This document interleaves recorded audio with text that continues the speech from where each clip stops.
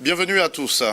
Elle est devenue une force motrice de la 4e révolution industrielle, un phénomène majeur du 21e siècle qui impacte profondément nos modes de vie et de travail. L'intelligence artificielle n'épargne aucun secteur dans les systèmes d'enseignement.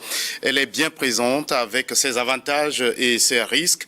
Comment l'appréhende-t-on dans ce domaine? Nous en parlons sur ce plateau avec M. Pao Batana. Vous êtes directeur général d'IPNET Institute of Technology. Monsieur Batana, merci d'avoir répondu à notre invitation. Merci Gaëtan, c'est à moi de vous dire merci pour m'avoir invité sur ce plateau. Monsieur Batana, c'est quoi l'intelligence artificielle qui révolutionne aujourd'hui le monde entier? L'intelligence artificielle, c'est l'ensemble des technologies qui tentent de simuler certaines des capacités humaines, c'est-à-dire que l'apprentissage, la compréhension des langages, l'apprentissage, la prise de décision, c'est l'ensemble de toutes ces technologies-là. Et aujourd'hui, on va plutôt mettre l'accent sur les IA génératives. Et c'est parce que l'intelligence artificielle permet l'accès illimité et elle permet l'automatisation de certaines tâches. C'est pour ça qu'elle devient plus encore révolutionnaire.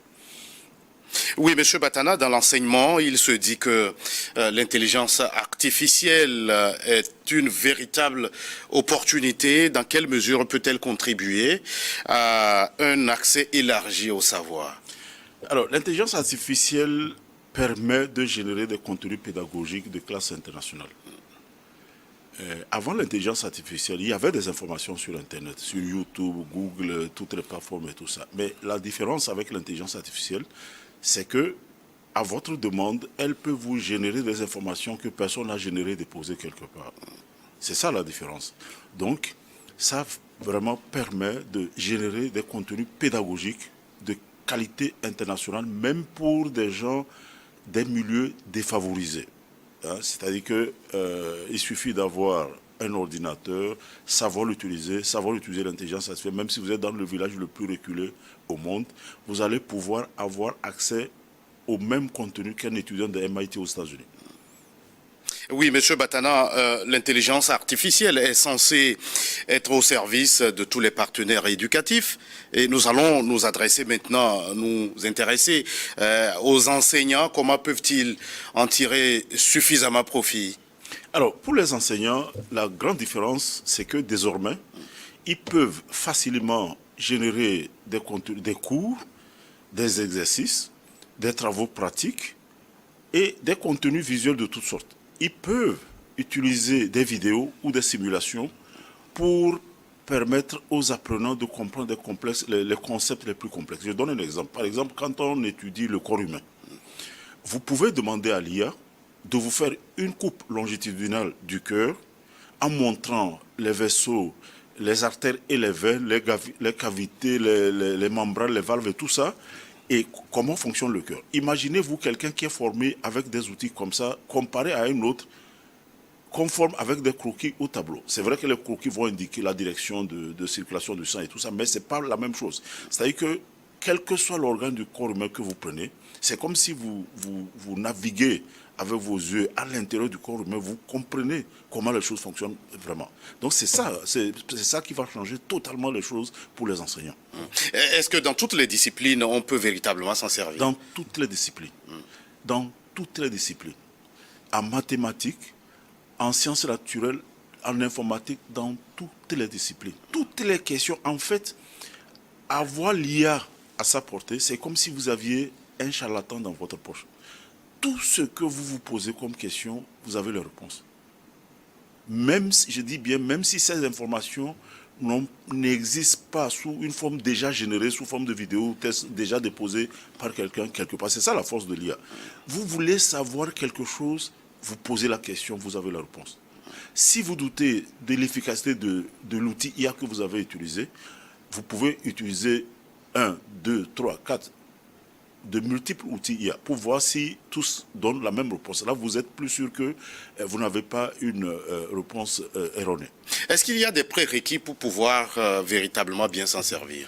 Et vous voyez, pour utiliser l'IA, la qualité des réponses dépend de la qualité des questions que vous posez. Pour quelqu'un d'expérimenté, il sait poser les questions. Si vous n'avez pas... Bon, maintenant, vous pouvez ne pas avoir un niveau élevé. Vous aurez des réponses par rapport aux questions que vous posez. Mais plus vous avez l'expérience ou les connaissances, plus vos questions que vous posez sont pertinentes et mieux sont les réponses. Alors, quand vous parlez des questions, j'ai envie de vous poser cette question. Comment est-ce qu'il faut les poser, ces questions? Et on va donner, à travers cette émission, des exemples concrets, vous allez voir. Oui. Ah oui, parce que, en réalité, il va falloir former ce qu'on appelle les prompt engineers. C'est-à-dire que ce soit dans le domaine des finances, des mathématiques, etc. C'est qu'il faut il faut savoir poser la question. Donc, en fait, pour former les gens, il faut les amener à savoir poser les questions pour avoir des réponses plus pertinentes et plus exactes. Oui, à travers l'émission, on va donner des oui, mais on va y aller en même temps. Okay. Un exemple concret de question qu'il faut poser pour avoir une réponse précise à travers l'IA. Par exemple, prenons l'exemple du cœur. Vous allez poser la question suivante. Je voudrais une coupe longitudinale du cœur qui me montre la circulation du sang, le battement des valves, comment le sang circule dans les cavités. Et si vous n'avez pas cette vidéo déjà disponible, vous pouvez me générer une vidéo de simulation. Ça, c'est une question pertinente. Si vous avez l'ordinateur, vous avez l'IA, vous ne pouvez pas rester comme ça et puis avoir la réponse. C'est que la qualité, c'est que la réponse que ça vous donne dépend de exactement, c'est une réponse à votre question. Par exemple, si vous omettez le mot longitudinal, ça peut changer la réponse. Donc, vous devez savoir qu'est-ce que vous voulez comme réponse. Vous comprenez ce que je dis? Bon, maintenant, vous avez, par exemple, vous étudiez, on vous dit en mathématiques, circonférence égale diamètre fois pi. Bon, mais pi c'est quoi? Comment, donnez-moi un exemple concret dans la vie où je peux comprendre cette affaire de circonférence égale diamètre fois pi. Vous voyez? Et là, vous pouvez arriver à des réponses comme quoi, ok, prenez un cercle, prenez des cercles de différentes circonférences. Vous prenez une corde et vous mesurez la circonférence de plusieurs cercles. D'accord? Vous prenez un cercle, vous mesurez sa circonférence. Vous prenez un plus grand, vous mesurez sa circonférence. Et vous allez essayer de prendre cette corde-là et vous allez voir que ça fait 3 fois. Quand vous mesurez la circonférence, vous allez voir que... non, quand vous mesurez le diamètre, vous allez voir que la longueur que vous avez obtenue avec la circonférence, ça va tenir 3 fois dans le cercle. Il reste un petit quelque chose. C'est ce petit quelque chose-là qu'on appelle 0,14. Donc c'est 3,14. Ça veut dire que quel que soit le cercle, sa circonférence, c'est 3 fois le diamètre plus quelque chose. Et c'est ça qui fait les 3,14. Et ça, c'est la réalité pratique. Enseigner comme ça, ma mère peut comprendre les mathématiques. Et elle peut savoir que si j'ai un enclos pour élever les moutons, un enclos circulaire, et je veux les clés pour encercler ça, elle peut calculer le nombre de clés. Et pourtant, elle ne sait ni lire ni écrire en français, mais elle comprend les mathématiques. Donc, c'est que ça dépend. Donc, la formation des gens à l'utilisation de l'IA, c'est de les entraîner à poser des questions pertinentes, avec suffisamment d'éléments pour avoir le type de réponse qu'ils espèrent. En Afrique, le décrochage scolaire atteint dans certains milieux des taux inquiétants. Est-ce qu'avec l'IA, on pourrait connaître une amélioration? Tout à fait. Il y a plusieurs solutions. On peut, avec l'IA, réduire le taux de décrochage. Déjà, quand vous avez un apprenant, je veux dire peut-être qu'il a un cours qu'il n'a pas compris, et il a un outil qui lui permet de... Et il rentre en classe, il peut demander à l'IA, ça là, ça veut dire quoi? Donne-moi des exemples de la vie concrète pour que je comprenne. Il va voir ça.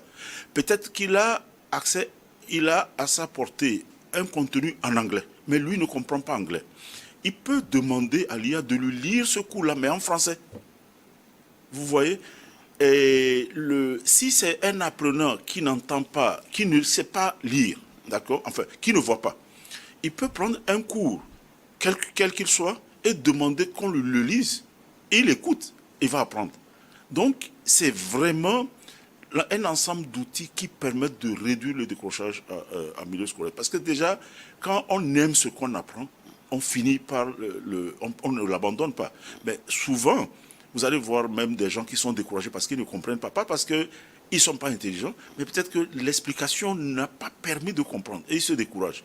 Vous voyez? Donc, non seulement, on ne va même pas aller jusqu'au décrochage. Il y a des gens qui changent de série parce qu'ils ne comprennent pas le maths. Mais maintenant, avec les outils, normalement, quand on a entraîné quelqu'un à savoir utiliser ces outils, il comprend n'importe quel concept. Avec l'IA, vous allez pouvoir comprendre n'importe quoi dans le monde. S'en servir, oui, mais il faut qu'on ait accès aussi à un autre outil, c'est Internet. Or, en Afrique, on connaît toutes les difficultés qu'on a à avoir accès à cet outil. Est-ce qu'il faut peut-être relever aussi ce défi? Et je ne pense pas que c'est vrai. Le taux, on aurait souhaité que ça soit 100%.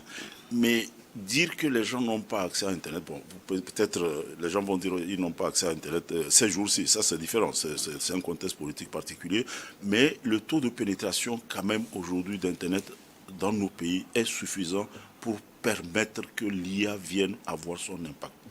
C'est vrai, on aurait souhaité avoir un taux de couverture plus élevé, mais je pense que il y a eu beaucoup de progrès dans les pays africains, et même ne serait-ce qu'avec la 3G, 4G, dans les villages les plus reculés, les gens peuvent avoir accès à Internet. Donc, ça n'est plus véritablement un gros frein. Le plus gros frein, c'est peut-être l'électricité et avoir les moyens pour acquérir un ordinateur. C'est ça. C'est plus le frein, électricité et avoir l'ordinateur que plutôt Internet. Mais Internet à moindre coût, ça c'est une réalité. Oui, on peut toujours baisser les coûts. Mais je vous dis une chose, il y a jusqu'en 2015 une connexion Internet en fibre optique de 20 mégas, c'était 11 millions par mois. 11 millions de CFA d'abonnement par mois. Aujourd'hui, c'est à 50 000. Bon. Donc, ça veut dire qu'il y a quand même une amélioration. Une amélioration. Donc, j'imagine que ça va aller d'amélioration en amélioration. Et selon certains analystes, la révolution de l'intelligence artificielle serait en train d'ouvrir l'ère de la formation à continuer à moindre coût. Est-ce que c'est ce que vous êtes en train de nous partager sur ce plateau? Les Anglais disent « You can learn anything from anywhere ». C'est-à-dire que grâce à l'IA aujourd'hui et d'autres outils numériques, on peut apprendre n'importe quoi de n'importe où. Les connaissances, avoir le savoir-faire, il suffit d'avoir un ordinateur et se lancer. Donc, l'IA va effectivement permettre de renforcer à moindre coût la formation continue. Vous pouvez choisir n'importe quel domaine, vous pouvez être expert là-dedans, même si on ne vous a pas enseigné à l'université. C'est ça l'avantage de l'IA aujourd'hui. Et parlant de ces avantages, est-ce que vous avez expliqué le cas de ces malentendants ou ceux qui ont un certain handicap? Est-ce que c'est dans cette mesure que cet outil peut relever le défi de l'inclusion linguistique? Tout à fait. Vous savez, ça permet de relever l'inclusion linguistique. Aujourd'hui, 60% des connaissances disponibles dans le monde sont en anglais. Mais très peu de gens, par exemple, vous prenez nos pays, les meilleurs livres en sciences, technologies, tout ça c'est en anglais. Donc, plus personne ne peut dire « Ah, j'ai un livre en anglais, je ne peux pas ». Non, vous pouvez même le rentrer dans l'IA, on vous le traduit entièrement. Si vous voulez, vous prenez un livre en anglais, vous demandez qu'on vous le lise en français. Bon, et puis, donc, il n'y a plus de barrières linguistiques. Et aujourd'hui, il existe des outils que vous pouvez mettre dans les oreilles ou bien des lunettes, et puis quelqu'un donne un cours en anglais, vous le suivez en français, grâce à l'IA. Donc c'est vraiment une ère où les barrières linguistiques sont complètement bannies. Vous pouvez demander un cours en français que vous soit lui en éveil ou en cabier. Vous comprenez? Donc c'est vraiment, il n'y a plus de barrières linguistiques grâce à l'IA.